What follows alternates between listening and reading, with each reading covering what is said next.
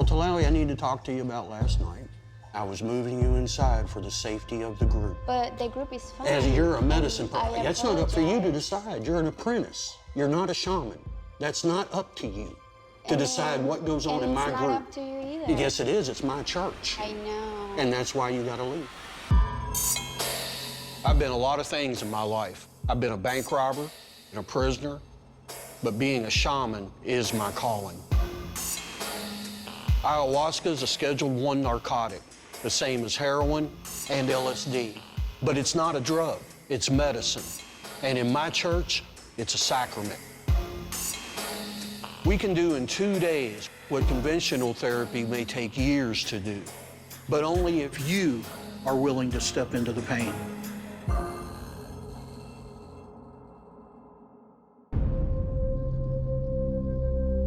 You know, I catch a lot of heat on the internet, especially when I first started out. You know, plastic shaman, rah, rah, rah, rah, rah. But you know what? I forgive you, because each one of my enemies made me better. Every one of you who said I was a fake, I could kiss you, I could hug you. And the reason is I wouldn't be here if you hadn't have pissed me the off. I am a broken path shaman. I don't have any line going back thousands of years. The spirits decided that they wanted to work with me, and they made an offer, and I accepted. My mandate from Mother Aya is to bring ayahuasca to the United States of America and to bring her totally into modern times. I come from a very traditional background. My dad, he is a shaman. He's from Colombia. And I just want to represent my family, the traditions that I grew up in, the best way I can. This apprenticeship has been very neutral to me, mostly because I feel like I'm already pretty connected to the medicine world, and I am not like Steve and I'm not like Teri. So I do feel like me being on this apprenticeship is simply to fill in the gaps that I feel like need to be filled. A traditionalist is going to have a lot of rules you're going to have to follow. You're going to have to sit there and meditate. You're going to have to fast. You're going to have to do these things. We have no dogma. We are modern shamans, working with lights, working with sound, working with vibration. I'm taking your modern life into context. I'm not just sitting there hitting you with feathers and smoke. I know what it is to be an American. I know what it is to live under these pressures, these expectations, and these demands. That shaman in Peru or Brazil doesn't really know that. I'm an American shaman. I'm a modern shaman. I'm gonna use everything that's within my grasp to work for you.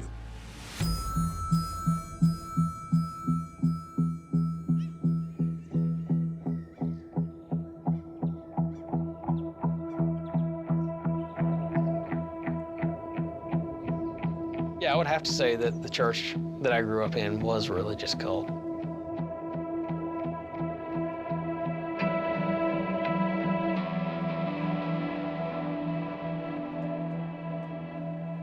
So how you feeling today, Kevin?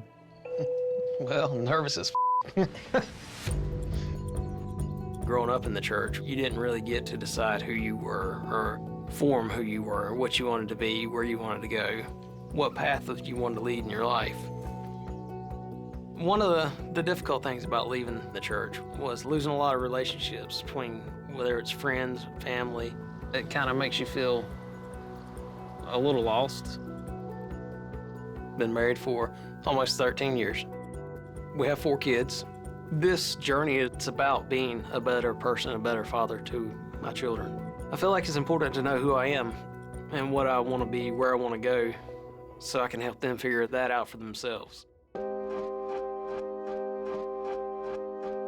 After I was date raped, it was really hard for me to have any form of relationship whatsoever. I tried to commit suicide twice. I didn't really realize what was happening at the time. For the first 3 years of dealing with it, I I just drank. I drank almost every night. It's really hard for me to even want to go out of the house, and every time I go out in public, I think about it, and I think, you know, what if it happens? What if it happens again?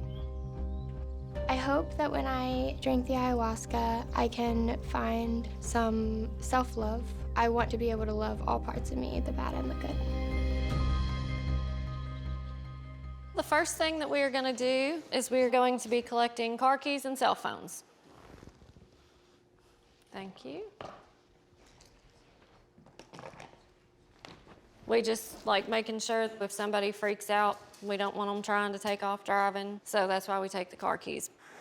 All right, are you all ready to go check out where you're going to be staying for the next couple of days? Awesome. We take their cell phones because we don't want them distracted. You're coming to work on something within you, and nothing in a cell phone is going to help that. If you all would like to find your beds and go ahead and get them made, get settled, changed into some comfy clothes. For this ceremony, we have Kevin coming from North Carolina, and we have Danielle coming from Ohio. Tlawil, instead of apprenticing in this ceremony, is going to be participating. Hello. Nice seeing a beautiful group. Tlawil, it's awful nice to see you on this side of the table. This is how we met. We wanted you to be able to have your first ceremony since you've had that wonderful little papoose. I have become a mother, and it's been the most amazing experience. But being pregnant was definitely not what I thought it was. And I gotta say, I appreciate that I watched Kim Kardashian through her pregnancy, because she at some point said, like, this is horrible, this is not what everybody paints it, you know? Like, everybody says these wonderful things. I went crazy, like insane. Those hormonal shifts, like 1 minute you're happy, 1 minute you're crying, another minute you're like angry as So in regards to ayahuasca, I have asked her, okay, teach me the tools that I need to heal myself. Tlawil has a lot of experience, but she's among your group tonight. She's got good energy, and she'll help stabilize your energy. We got a new member down here at the end of the table named Walter, filling in for Tlawil tonight. He's apprenticing as a medicine person. I decided to dedicate this ceremony to Tlawil because she just had a baby. It was my way of telling her thank you for her service up to this point, but it's also an observation of Tlawil to see how she handles herself. You know, I want to see if she's going to put the group's needs over her individual desires. Tonight, we're not pushing you off a cliff. We're going to take our time. We're going to slowly and incrementally allow you to submerge into the medicine. You'll get your first full cup, and then it'll be about 30 minutes, you'll get your second cup. Then after that, we're going to listen to you. If you all are not really feeling it, please, please, please communicate with me. Let me know what's going on with you so that we can get you where you need to go.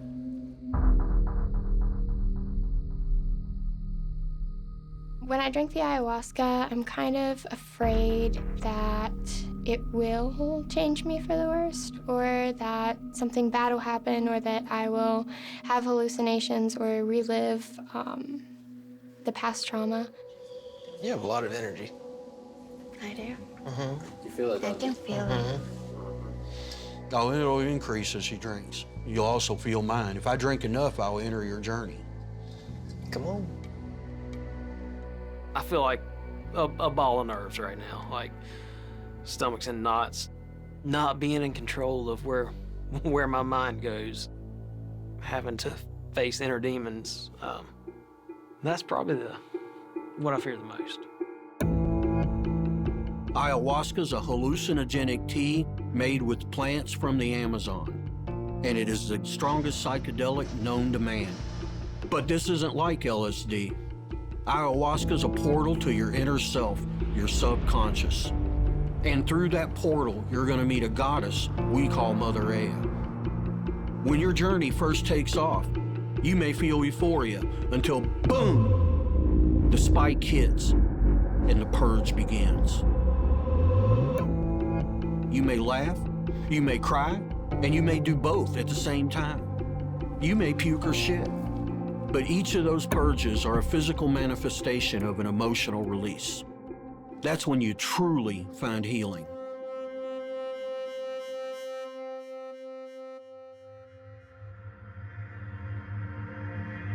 Felt it working throughout my whole body, my chest, my throat. It just felt like I had something inside of me that had to come out. I tried to hold it back and fight the nausea, but it was coming out.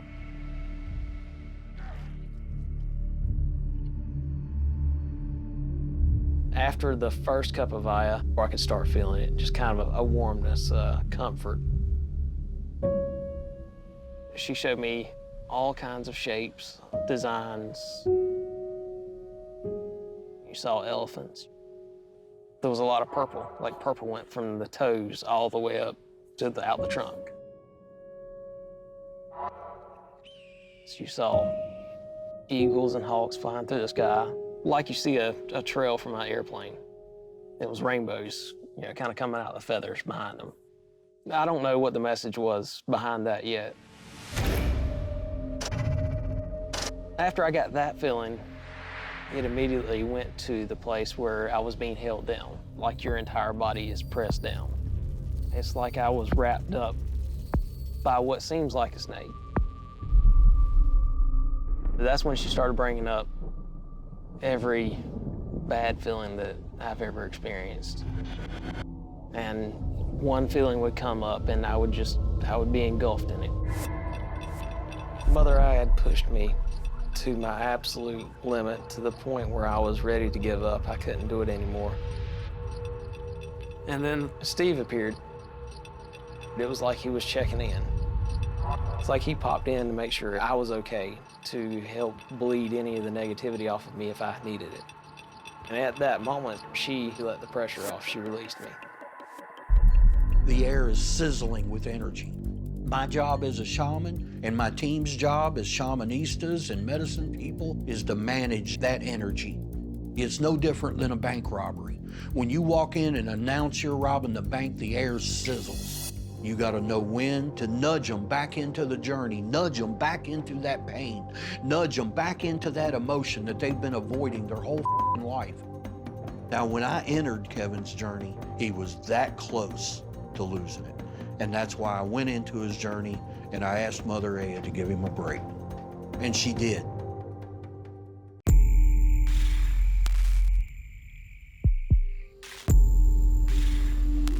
So what do you think of your first night of this? Oh, I love it. I've been asked, is ayahuasca dangerous? Yes, in the wrong hands it is. But when you have experienced medicine people, it's awesome to be a part of it and be able to learn from them. They respect the medicine. They also respect the individuals that come and partake in the ceremony. It's a beautiful thing to be a part of.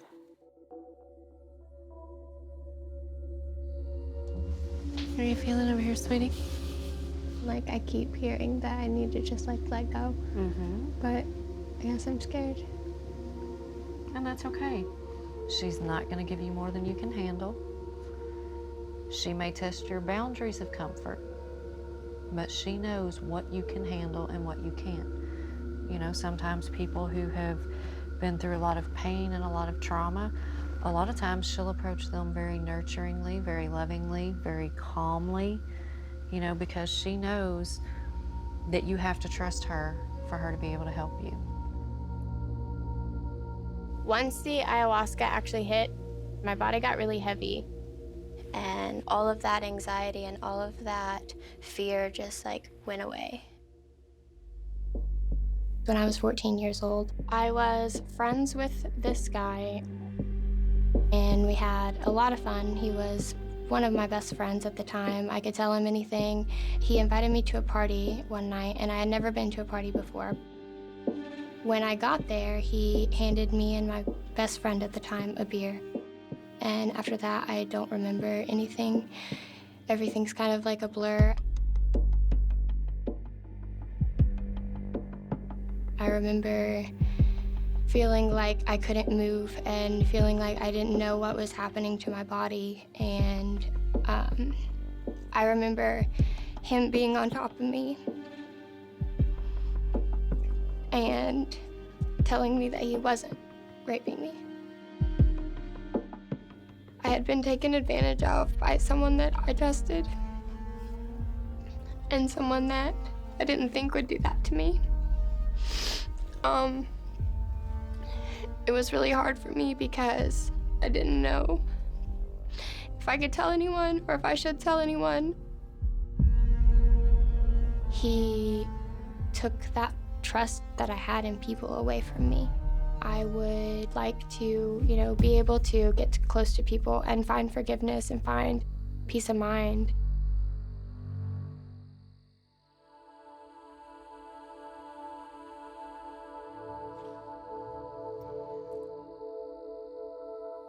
My very first experience with ayahuasca was in Puerto Rico with my dad. He's been doing this for more than 40 years. So him being the one leading my very first ayahuasca ceremony was without words. My visuals were like cats. They had a suit and with very sharp teeth. They were telling me, come with us. And I'm like, no.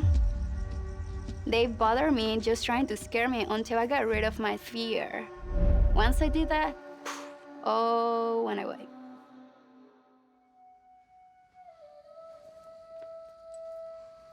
When it comes to being an apprentice, we have quite a few different roles. We're the ones that put Palo Santo and sage in the air because it's a really grounding scent for people. There's cleanup that has to be done because, yes, this is a medicine that's going to make people puke, crap themselves. Making sure nobody's flipping out just because something's too much for them. Pretty much a jack of all trades, really.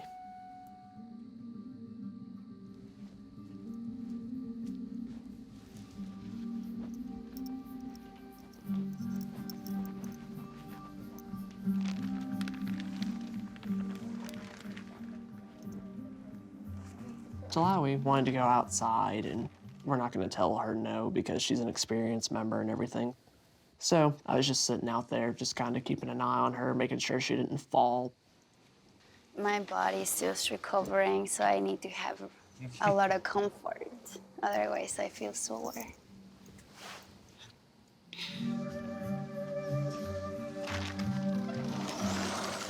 Tlawil, we're gonna need to start moving everything back inside. So happy. I know, but we're gonna have to move back inside. For the rest of the evening. Then I'm not going, man. You're leading the group away somewhere I don't want. I'm not going anywhere. This is like as far as I'm going. I will go inside when I'm ready, but I can't just feel like I'm restricted. I understand, but who's the shaman? And this is how we do everybody. You teach. We're all around shamans. Really? I'm just asking you, please, just listen to me. I'm good. But I need them to go in there too. They can go in there. And we're a part of the group. Yes? And the group came here. You don't understand, Tlawil, and it's okay. We'll talk tomorrow. See, you don't want to be so stressed out like that when you're on a journey. That's just so messed up. This is their first night. How do you know PTSD don't jump off and one of them just take off? And we're out here near lakes, rivers, hills, holes. Lots of danger here. And that's another reason we try to keep them inside. And she knows this. She knows it at the bottom of her heart. That's how others have died in ceremony. Not from the ayahuasca, but from falling, hitting their head on concrete. This is what I'm seeing. I'm not seeing, oh, the plants feel good. I'm seeing people that could fall and crack their skull.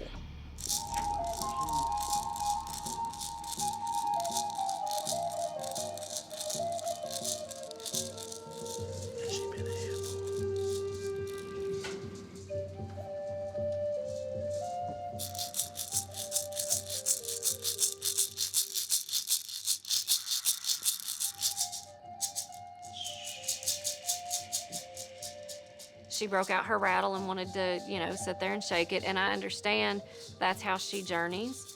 But Tlawil also knows that we don't do that in our ceremonies because it is disruptive to people who come. I wasn't real happy about it, and it seemed like it was being done somewhat out of spite.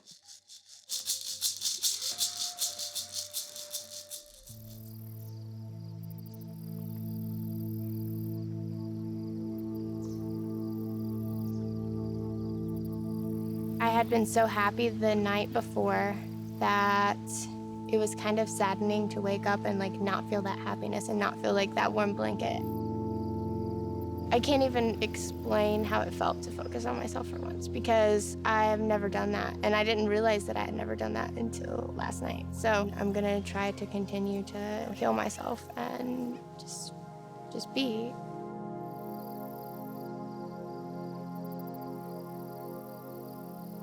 The negative feelings, the anxiety, the depression, they've all been coming up today, all day long. Hey. I bet you're tired. Yeah. I'm sorry. I feel like I went through every bad experience I've ever had. It's just a lot to deal with, and you don't really deal with your emotions, so. No. Yeah. Just the way your family is with kind of shutting you out, it makes things more difficult. Yeah. We grew up in a very strict church environment. You were told what to do, when to do it. There was no TV, no associating with outsiders. They also believed that we were the only ones chosen to go to heaven and everyone else was going to hell. And that's something I really had a hard time wrapping my mind around. I just got to a point where I was done and I wanted to experience other things. Once we quit going to the church, it made things awkward. I'm nowhere near as close to my parents as I used to be. What's making you emotional right now? Just the thought of them.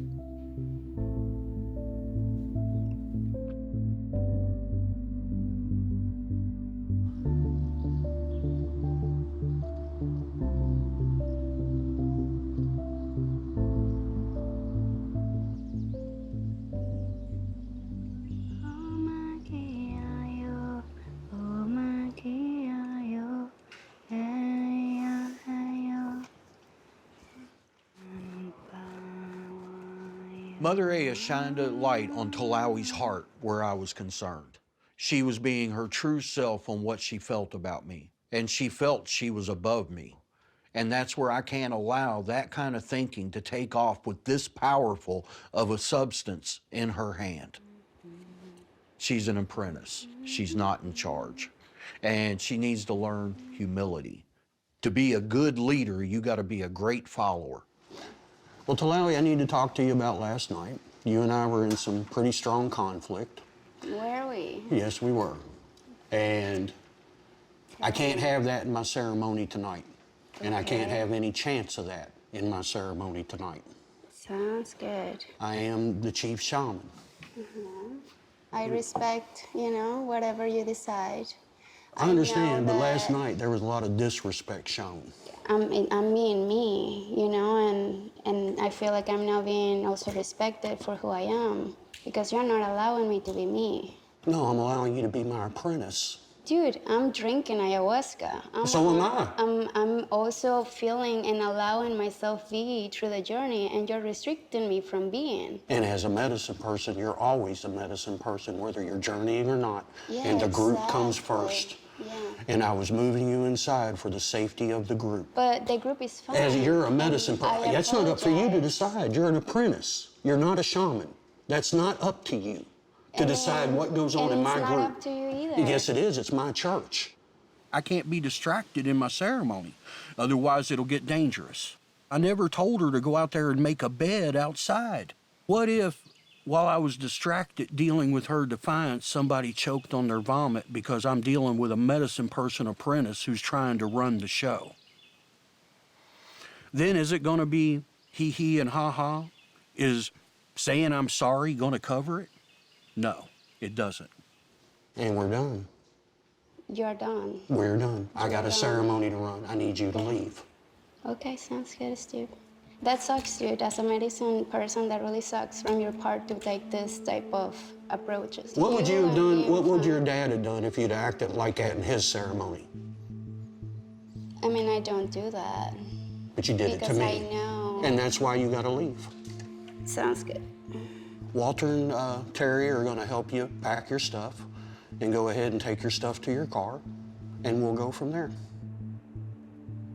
I'm different, you know, like, I'm just different. I'm a free spirit, a free soul, and they seem to be very strict into their ways, and this is how we do it, this is how it has worked, so we're never gonna get out of that. And to me, I see more opportunity for things from my life experiences and where I have grown, so to me, it's very restricting. And me working that way is not letting me be fully, you know, at my potential. Tlawil has been with us for a while. We have spent a lot of time talking with her, working with her. For her to disrespect Steve in the way that she did, that was very disheartening. I was absolutely disappointed. Her disrespect was not just towards Steve and the group, but also, you know, to the medicine, and that's when it gets very dangerous. I really love Tlawil, I do. Tlawil's heart is in a good place. It's her ego that got blown up. It's her immaturity that got in the driver's seat. But my priorities first and foremost is the safety of the group that I'm working with, and nothing comes before that. I would like to continue, you know, working with people, regardless if it's here or on my own. I'm not gonna stop.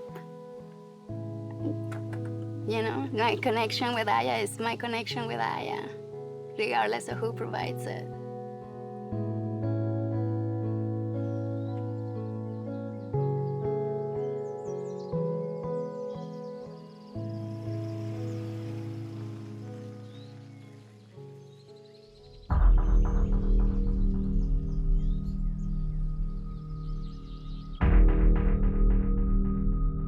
The second night, when we're taking them to darker waters, we're taking them to deeper waters, if you will, there's only one answer: submit. Total submission. And if you don't, you're going to get your ass whipped. Thank you so much for your trust. And I'm going to ask you again to trust us again tonight. We're going deeper, bruised stronger. Could be coming a little bit faster at you. And whatever comes, remember, she's not going to give you any more than you can handle. Now then, Tlawil is not with us tonight because she had some family issues come up and she had to go home. So we're just rolling without her, but her heart and her mind is with us, I guarantee it, and her spirit. Steve didn't tell the group what exactly had happened with Tlawil because that would just be dragging that energy into the ceremony, and that's not the goal. Something was very different about starting a ceremony. The whole day I had been dealing with emotion after emotion. Everything I experienced from ceremony one just kept welling back up inside of me, and it just felt like by the end of the day, right before the ceremony started, it felt like everything was just clawing to get out. Kevin is here because he lost his identity because he was in a cult with his family. But when he broke out of that, he was an empty shell of himself, and to leave that behind had to be psychologically torturous to come to terms with. They were going to keep him safe and secure and walled off from all the evils of the world. It sounds like prison, don't it? People who gather with you around a fire are normally friends and family and community. And so it allows us to open up. So I love having the chats by the fire. I love burning things into the fire because it symbolizes letting things go, turning it unto the universe, giving it to God. Whatever verbiage you want to put on it, it's about letting it go. Tell me about the church that you were involved in. It was a large congregation. There's quite a few people. You know, we weren't allowed to associate with people outside the church. You didn't date outside the church. Your friends weren't inside the church. It was a closed society. How's your life been since you quit? There's been a lot of strain on family. Right. Because both of our families still attend. A lot of the friends that we used to associate with, you know, friends growing up, they're extremely distant now. Sounds like your whole world that you had to shift when you left it. Yeah. Would probably call the church that you described as it was when you were a child as a cult. Mm-hmm. But to you, it was a church. It was your community. So if you wouldn't mind, just take this right here, and then I'd like you, like I just did it, what you didn't like and what you liked. Because nothing's all bad.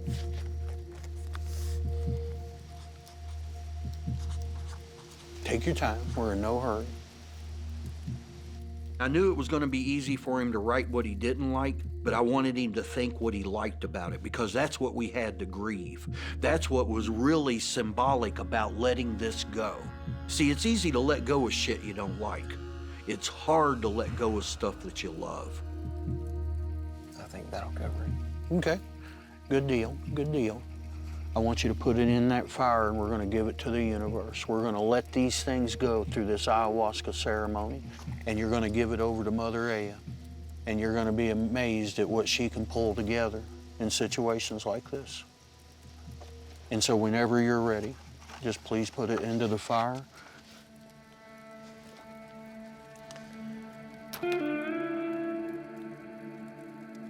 I wrote loss of control, loss of freedom on the negatives. On the positives, it was friends, family, community. Placing the piece of paper on the fire and watching it burn was part of the weight being lifted off my shoulders. I felt the ayahuasca going through my body. It felt like there was a filter, and my whole body was being sifted from head to toe. It was just catching all the negativity, all the bad energy, and pulling it out.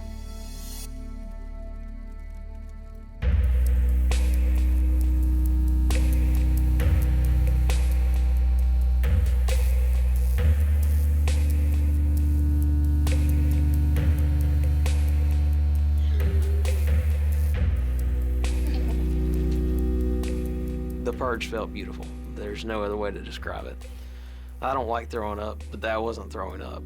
That was totally different. It's her way of pulling all the bad out of you. It turned all of my anxiety, all of my anger, all of my fear into a physical form. Instead of just feeling it exiting your body, you can see it come out. With Danielle, I chose to use the tent, create a symbolic womb, a symbolic safe space. I wanted to take her all the way back to the beginning when she was with her mother's heartbeat and move forward from there. I chose a blue light for Danielle in the tent tonight for one reason. She's a victim of sexual assault, and blue subconsciously represents to us protection and security. She needs to be able to be secure in her own decisions. And that's what I want to anchor home with that blue light, is the security that she feels within that womb of that tent. I understand you had a friend who violated your trust. And I assume you gave him a lot of trust. I could tell him anything, and he wouldn't judge me. And we could talk about anything. You gave him so much trust that right now you question yourself when you did absolutely nothing wrong but trust a friend who did not give you the proper respect you deserved for whatever reason he chose to do that. But that was not your fault at all. And can I ask you this, are you ever at a place that you can truly forgive him and let it go? I think that I've forgiven him. I think that I've kind of excused it almost. So, Where you're at in forgiving yourself for these things happening. Because I don't care how much you tell yourself, it's not my fault, it's not my fault. Anybody who has ever been treated in that manner carries some sense of guilt. And I'm just curious, have you forgiven yourself for it? I don't think so. You don't have to just forgive them, you have to forgive you. And you have to accept that it was something that happened that was beyond your control. And you have to say, you know what? I'm sick of this event ruining my life. Tell me his name. Kenneth. Kenneth. I had never actually said his name out loud, and no one had ever asked me that, so I was really caught off guard by it, and I didn't really know how to answer or what to do. But saying his name actually gave it less power, and that was incredible. I didn't realize that part of all the burden I was carrying and part of all the pain wasn't me not forgiving him, it was me not forgiving myself. People don't understand it's not always going to be, these big fluffy cotton candy clouds and unicorns and fairies. It's not always beautiful and pretty. Sometimes it gets to be some ugly shit, but it's because we've got some ugly shit in us that needs to be dealt with and gotten out.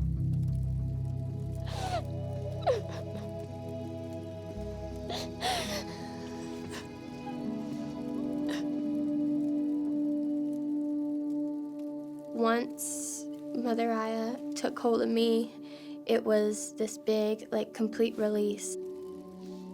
It went from a sad cry to a healing cry, and I wanted to get that out. I needed to just be able to release all of the anger and resentment that I had towards myself and toward the situation. I feel alive now, and I feel like I actually have a life worth living, whereas before, I didn't really feel that way.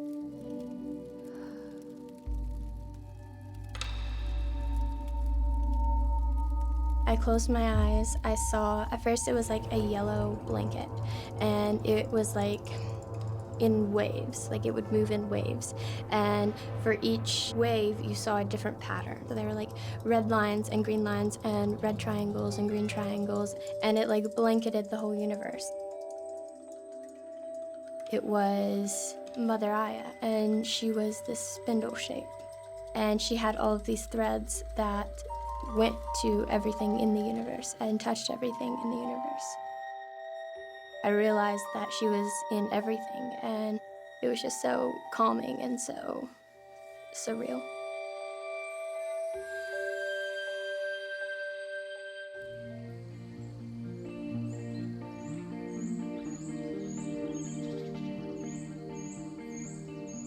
After being in the tent, I did find that unconditional love and that feeling of unconditional love, and I was the happiest I'd ever been. And when I interacted with her, it was she wouldn't let me face anything bad because she wanted me to feel all the good things. Sounds like you're starting your garden of contentment. Yeah. And that's a place that only you reside. And that's the place you go to make all your decisions in your life, that garden of contentment. You see, I learned in prison in the hard way that I can be content in an unhappy situation. Right. Happiness comes and goes, and you learn to just flow with the hills and valleys, no different than your journey. You are a strong woman. You're a goddess. Thank you.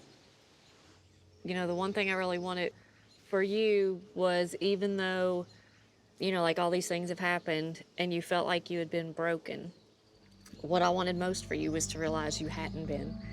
And it sounds like you got that. Yeah. And I think that is just absolutely amazing. Thank you. Thank you so much. When I first got here, I feel like my self-worth was really low, but after I drank the ayahuasca, I feel like I can do anything, and I don't need anyone else's approval or anyone else's validation. I was living in a constant state of fear, and I was always having anxiety and looking over my shoulder. I feel like I have a different vibe about me now, and I feel like I can do more things and get out of the house, and I don't have to be this hermit. Now I feel like I'm free, and I feel like I can just be happy, and I can just be me. Come on up, come on up. Y'all have been a pleasure to work with, and we look forward to interacting with you more in the future. Coming to Ayahuasca, I was feeling the anger, I was feeling the depression, the anxiety, and it was trying to take control of me. And leaving Ayahuasca after the ceremonies, I'm able to let go of those things. We can't change what's happened, we can only change what happens in the future. Come here, you. Thank you. Take care of yourself, man. I will. Ayahuasca is there to help you when you need it, but it's not there to control you. She is unconditional love and unconditional care. Mother Aya really is everything. Ayahuasca is a mother. She's there for you. She will be there and help you through all of your baggage, all of your emotions. But you have to seek her out. She's not going to force you to take the journey. Right now, we have to nurture ayahuasca in America. I know some of you look at me and go, what the is the world coming to? When a convicted felon, a bank robber, can sit in front of me and go, dude, do this hallucinogen with me. How in the hell did this happen amid a war on drugs? Well, I'll tell you how it happened. It was the power of a lot of people who looked a lot of time behind bars, dead in the eye, and said, you. Violence ain't the answer. Revolution ain't the answer. Evolution is. And Mother Aya is leading that charge. And she is here in America. The Jaguar is here. To be honest with you, I consider this right here to be the Amazon of America. Right here in the state of Kentucky, in this forest, I feel like I'm the father of the forest in the Amazon of America. That's exactly how I feel every time I walk through the woods of this dark and bloody ground.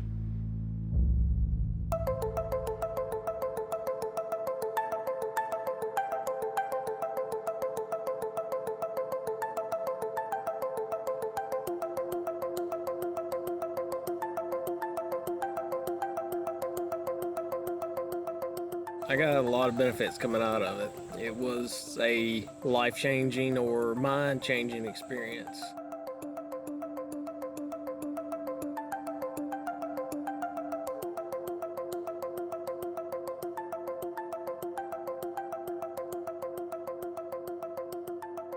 I'm completely off my medication for depression and anxiety. I definitely feel like I love myself so much more.